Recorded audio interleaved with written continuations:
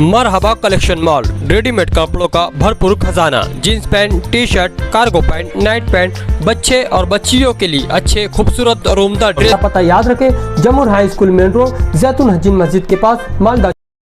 तकरीबन 4:30 बजे के दरमियान हमारे को मालेगांव से जो है तो हमारे साहब न्यूज़ मुजम्मिल भाई, आवाज़ मीडिया के इखलाक भाई और जौहर खान साहब का फ़ोन आया कि यार फाउंटेन होटल के सामने एक बस का एक्सीडेंट हो गया, आप लोग पहुँचो। हम जो है तो सलीम भाई, रईस भाई, सादिक भाई और अब्दुल सत्तार एम्बुलेंस, गणेश और मयूर ऐसे इनकी एम्बुलेंस लेके यहाँ पे पहुँचे और पहुँचने के बाद तकरीबन 16 से 17 लोग जो है तो साइकेल में डाले लिया के और सुविधा में जो है तो 7-8 लोग काफ़ी जख्मी हैं। अभी यहाँ पर आने के बाद ये बात मालूम पड़ी, बहू ने बताया कई लोगों के हाथ निकल गए, हाथ पिक्चर हो गए, हाथ निकल गए, ऐसा यहाँ पे बहू ने बताया। और पूरी तरीके से बहू से हमने इस बात को जाने, क्योंकि यहाँ पे स्पॉट पे ये मौजूद थे, तो उन्होंने यही बताया कि यार महामंडल बस ड्राइवर जो है तो आए दिन की गलतियाँ कर रहे हैं। इससे पहले भी चांदोड़ घाट के ऊपर जो एक्सीडेंट हुआ था उसके अंदर भी बहुत सारे मुसाफिरों की जो है तो जान गई थी, बहुत सारे लोग जो है तो जख्मी हुए थे। तो हम भी टोल प्लाजा कंपनी को ये बताना चाहते हैं कि हम लब्बैक होटल के पास एक्सीडेंट हो या फिर सोलगांव फाटे के पास हो या फिर 40 गाँव फाटे के पास एक्सीडेंट हो, आए दिन हम जो है तो टोल प्लाजा वालों को हम लोग आगाह करते हैं। कल हमारे जो है तो शेख आसिफ साहब ने भी सिविल अस्पताल के ज़रिए जो है तो उन तक मैसेज पहुंचाया, जो चीज़ की सौदा होना चाहिए। कई सियासी लीडरान, कई समाजी लीडरान इसके अंदर आवाज़ उठाते हैं, मगर इस रोड के ऊपर वो चीज़ नज़र नहीं आती है जो चीज़ की लोगों को ज़रूरत है। आज हमारे बीच में बहुत ही, क्या नाम है आपका?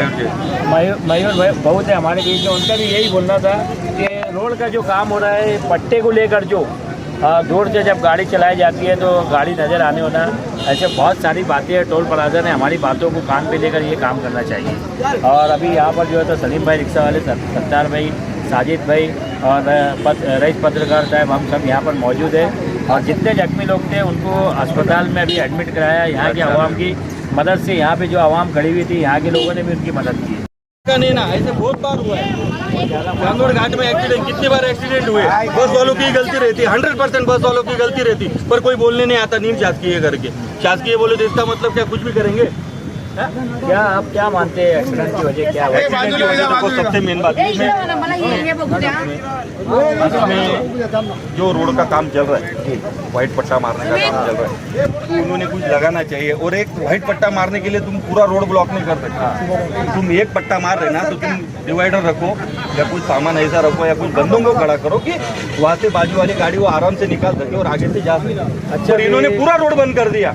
अभी जो है तो देखने में आया है कि बस के अंदर बहुत सारे मुसाफिर जो है सफ़र कर रहे थे, आप लोग यहाँ पर मौजूद थे, हम भी थोड़ा लेट आए यहाँ पर, तो ऐसे कितने लोग जख्मी हुए आप लोग ने देखा? अभी देखो 3 एम्बुलेंस में कम से कम 5-5, 6-6 लोग भर के भेजे हैं यहाँ से। हाँ, सुविधा हॉस्पिटल में, कोई साई केयर में, जहाँ उनको ऐसा लग रहा है कि वो यहाँ पे डाल के इनका इलाज तुरंत हो जाएगा, वहाँ पे उनको भेजा।